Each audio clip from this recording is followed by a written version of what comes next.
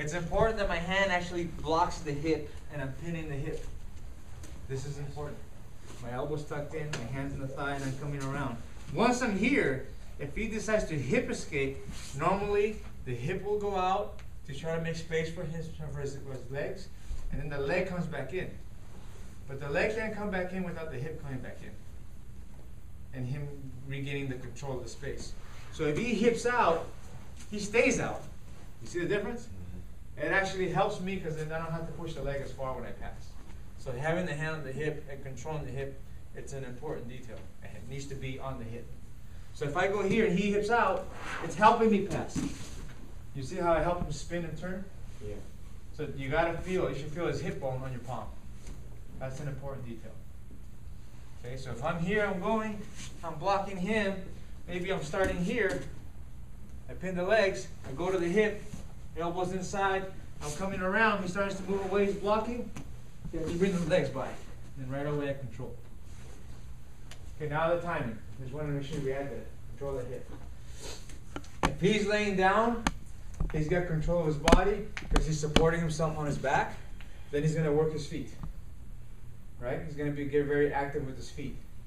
If he sits up, here he's got control of his movement position too, because he can scoot away from me, or scoot forward, or block with his hands. See, here he might start to scoot away. That, or he'll block and maybe try to pull my collar, control my neck, grab my wrist, or look for my legs. So I don't want him when he's fully laying down, and ideally I don't want him when he's fully sitting up. On it, go slowly, lay down.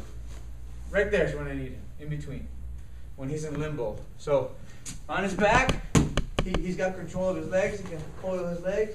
On his feet, he still has base and balance. Right here, he doesn't have any of them. He's in between right now. I'm not up and I'm not down. This is when you do the pass.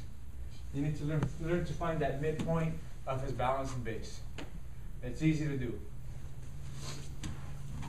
Once he's here, first thing I'm going to do is pick the feet up and control him here. As I back up, he'll probably extend in, then I go around for the pass. If he's sitting up, I block the head and I pick up the feet. That's when I go for the pass. Right when he's in between. You want to be able to time that in between position. Or on his way up. If I'm here and he's on his way up, that's when I go for the pass. Again, he's in between. He's either in between when he's on his way down, or in between in the midpoint when he's on his way up.